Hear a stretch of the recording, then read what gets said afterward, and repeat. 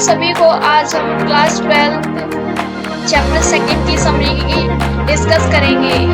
आपका chapter second है सगुण भक्ति, काव्य, तुलसीदास, सूरदास और मीराबाई। ये आपका न्यू सिलेबस से है, जो कि आपका 2024 में सिलेबस चेंज हो गया था।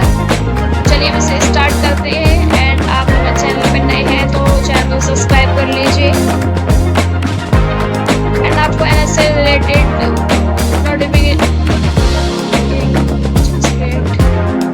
से रिलेटेड आपको कोई भी डिटेल्स चाहिए तो उसके ऊपर हम वीडियोस को बनाते हैं, तो आप सब्सक्राइब कर लीजिए। आपको सबसे पहले लेटेस्ट अपडेट्स मिलेंगी इस चैनल पे। चलिए हम स्टार्ट करते हैं, अपने चैप्टर की समरी को समझेंगे आज। सगुण का अर्थ है गुण सहित। जैसे किसी चीज के गुण होते हैं, खूबियां होती हैं, यहाँ पर गुण का अर्थ है रूप और उससे जुड़ी प्रवृत्तियां। गुण का रूप है गुण का अर्थ है रूप और उससे जुड़ी प्रवृत्तियां। जैसे ईश्वर के रूप, आकार और गुणों में विश्वास करके उससे बखाना करने वाली भक्ति सगुण भक्ति कहलाती है। इस भक्ति के इस भक्ति में अवतार और लीलाओं का बहुत महत्व है। इसीलिए सगुण भक्ति कविता के सगुण भक्ति के काव्य में ईश्वर को साकार रूप में लीलाओं का गायन हुआ है। जैसे कि आपने लीलाएं देखी होंगी, राधा कृष्ण की झांकियां होती हैं। जैसे रामायण में देखो आपने, ये लीलाएं देखी होंगी आपने। रामायण आती है टीवी पे, सीरियल्स आते हैं राधा कृष्ण के, तो इन्हें ही हम लीलाएं कहते हैं। प्रसिद्ध कथन है कि भक्ति द्रव्यता उपजे लाए रामानंद, अर्थात भक्ति का उद्भव दक्षिणी भारत में हुआ था। भक्ति भक्ति का उद्भव दक्षिणी भारत में हुआ था। ये आपका एक एमसीक्यू क्वेश्चन आ सकता है कि भक्ति का उद्भव कहाँ पर हुआ था, तो इसका आंसर होगा दक्षिणी भारत में। ये एमसीक्यू क्वेश्चन में आपका क्वेश्चन आ सकता है, आप इसे नोट कर लेना। इसे उत्तर भारत में रामानंद लेकर गए थे। रामानंद ने राम को विष्णु का अवतार मानकर उनकी उपासना आरंभ की थी। रामानंद जी ने विष्णु जी को राम के अवतार को विष्णु का अवतार समझ के उनकी पूजा पाठ की थी। इसी प्रकार वल्लभाचार्य ने कृष्ण जी को विष्णु जी का अवतार मानकर उनकी पूजा पाठ और उनका पाठ वगैरह किया था। इस तरह से राम भक्ति और कृष्ण भक्ति की दो धाराएं चल पड़ी। तुलसीदास राम भक्ति धारा और सूरदास कृष्ण भक्ति धारा प्रतिनिधि कवि हैं। कृष्ण भक्ति धारा में मीरा का नाम भी महत्वपूर्ण लिया गया है। जैसे राधा कृष्ण मीरा, और ये है आपके सुदामा जी, ऐसे ये लीलाएं हैं आपकी। वे सूरदास की तरह निर्गुण भक्ति की विरोध नहीं है। उनके काव्य में निर्गुण सगुण दोनों साधनाओं का प्रभाव है। उन पर नाथमत का भी प्रभाव दिखाई देता है। इस पाठ में हम तुलसीदास, सूरदास और मीराबाई के पदों को पढ़कर समझेंगे। इस पाठ में आपने क्या क्या समझा, इस पाठ को पढ़ने के बाद आप क्या समझेंगे? राम और भरत के आपसी संबंधों का वर्णन कर सकेंगे। भरत के चरित्र की विशेषताओं पर टिप्पणी कर सकेंगे। सूरदास के वात्सल्य भाव का अपने शब्दों में उल्लेख कर सकेंगे। मीरा की कृष्ण के प्रति प्रेम भाव की सहजतापूर्ण अभिव्यक्ति का उल्लेख कर सकेंगे। तुलसी, सूर और मीरा के पदों के भाव सौंदर्य का शिल्प सौंदर्य वर्णन कर सकेंगे। चलते हैं हम आगे। ये आ गया आपका तुलसीदास 2.1। रामायण की कहानी में आपने अवश्य परिचित होंगे। आपने रामायण देखी होगी, सुनी होगी। भारतीय संस्कृति के केंद्र बिंदु है। ये भारतीय संस्कृति के केंद्र बिंदु है। महाकवि तुलसीदास ने अपनी प्रसिद्ध कृति रामचरितमानस में भगवान राम को भारतीय जनमानस में स्थापित करने का महान कार्य किया है। अवधी भाषा और चौपाई दोहे छंद में लिखा गया है। रामचरितमानस ने राम के जीवन की कथा, जैसे उनका जन्म कहाँ हुआ था, उनने कितने वर्ष का वनवास काटा था, उन्हें वनवास क्यों मिला था, ये सारी चीजें लिखी गई हैं उसमें। जिसका लोकप्रिय रूप आपको रामलीला में अवश्य देखा हो, जिसका आपने रामलीला में अपने देखा ही होगा कि कैसे रावण सीता जी को हरण करके ले गए, फिर राम जी ने उन्हें बचाया था, भरत का क्या प्रेम था राम जी के प्रति। रामलीला में भाग लेने वाले पात्र समाज के प्रत्येक वर्ग से आते हैं। रामलीला में भाग लेने के लिए सभी जातियों से लोग आते हैं, उसे प्रदर्शित करते हैं। रामचरितमानस एक प्रबंध काव्य है, जिसे उत्पाद मानवीय संबंधों का महाकाव्य भी कहा जाता है। आज इस पाठ में हम राम और भरत के महत्वपूर्ण प्रसंग के माध्यम से भाइयों के आदर्श संबंध और प्रेम के विषय में पढ़ेंगे। रामचरितमानस के अयोध्या कांड का यह प्रसंग मार्मिक है। आइए हम इसे सद्भाव में काव्यांश पढ़ें।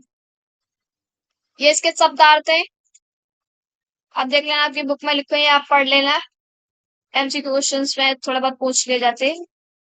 भरत और भरत प्रेम। रामचरितमानस से उद्धृता। सुनी मुनि वचन राम रुख पाई, गुरु साहिब अनुकूल आधाई, लखी अपने सिर काबू छरु भारू, कहीं ना सकहु कछु करही विचारू, कुल की सारी सभा भाए डंडे, नीरज नयन नैल जल बाड़े, कह मोर मिनुनाथ निभा एति ते अधिक कहो न। मैं कहा मैं जाऊं निज नाथ, शोभऊ अपर अपर अपरध्यू, पर को न जाओ मोर पर कृपया स्नेही, विशेषी खेलत खुनिस न कबहु देखी, शिशुपन ते परहेजू न संगु, कबाहू न किन्हीं मोर मन भागू, मैं प्रभु कृपा रीति जी जो ही, हरेऊ खेल जितवाही मोही। जैसे बचपन में राम जी ये भरत जी खेलते थे तो राम जी उन्हें जिता ही देते थे, इसका मतलब ये है।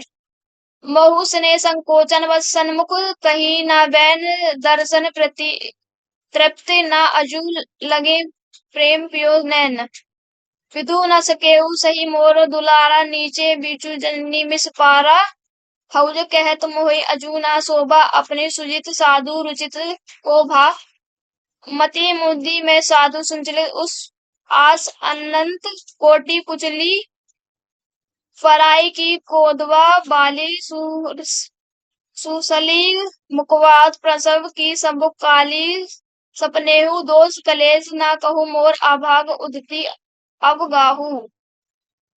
इसको हम हिंदी में समझेंगे, इसके थोड़ी सी लाइनें। बिन समझू नीज अध फिरकारू, जरिए जय जननी कहू काकू, हृदय हेरी हरऊ अब और एक ही भक्ति भले हित भल मोरा, गुरु गोसाई साहिब शिव रामू, लगत मोहित निक परिणामू, साधु सभा गुरु प्रभाव निकट, कहू सुतुल सती भाऊ, प्रेम प्रपंचु की झूठ फूल जनहित मुन। इसको हम हिंदी में समझेंगे। आइए भरत प्रेम में प्रथम अंश को पढ़कर समझे। प्रसंग आप यह तो जानते ही हैं कि सीता और लक्ष्मण सहित राम के वन चले जाने पर अयोध्यावासी बड़े ही दुखी हुए थे। राम के छोटे भाई भरत को सबसे अधिक दुख था। बता सकते हैं क्यों? क्योंकि राम जी की माता कैकेयी ने राम जी को वनवास दिया था और भरत जी को साम्राज्य, इस वजह से वे उनको इस चीज से बड़े दुख हुआ कि माता ने ऐसा किया बड़े भाई के साथ। कैकेयी ने राजा दशरथ से राम के लिए वनवास और भरत के लिए राज्याभिषेक का वरदान मांगा था। भरत के लिए यह बात अकल्पनीय थी राजगद्दी पर तो बड़े भाई का ही अधिकार होता है, किंतु यह उन्हें वनवास दे दिया गया है। भरत भरत अपने को इसका दोषी मानते हैं। उन्हें इस चीज का बुरा लगता है कि मेरी वजह से ये सब हुआ। इसीलिए भरत अपने कुल गुरु वशिष्ठ और सहपरिवार सहित अयोध्या अयोध्या के नागरिकों के साथ साथ लेकर राम को लौटलाने के लिए वन की ओर चल पड़े। तुलसी ने रामचरितमानस के अयोध्या कांड में उसी अवसर का वर्णन किया है। रामलीला में आपने ये देखा ही होगा।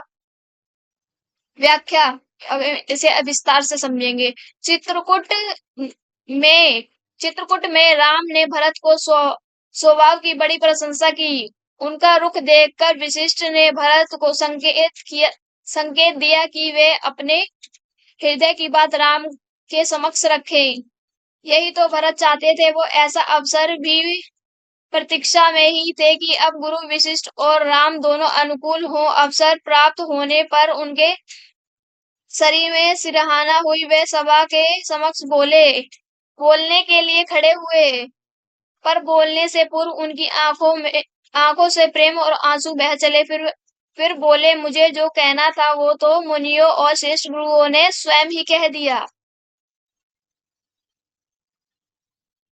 जो भरत जी कहना चाहते थे वे श्रेष्ठ गुरु और वशिष्ठ ने पहले ही बोल दिया था। मैं उनसे अधिक क्या ही कहूँ, मैं इससे ज्यादा क्या ही कहूँ। मैं अपने भाई राम के स्वभाव से बचपन से ही परिचित हूँ। मुझे पता है कि राम का स्वभाव कैसा है। मैंने उन्हें कभी भी अपराधी पर क्रोध करते नहीं देखा। जैसे किसी ने कुछ भी गलती कर दी पर राम उनके ऊपर गुस्सा नहीं करते थे।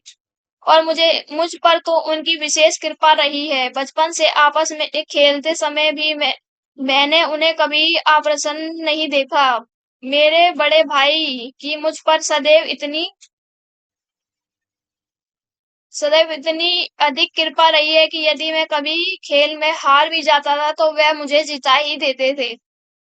बचपन से ही कभी उनका साथ नहीं छोड़ा और सदा यह पाया है कि उन्होंने मेरा मन कभी नहीं दुखाया। यह राम का बड़प्पन है कि वह कभी किसी का दिल नहीं दुखाते हैं। क्या आप बता सकते हैं कि भरत के इस कथन के पीछे क्या अभिप्राय हो सकता है? यह दो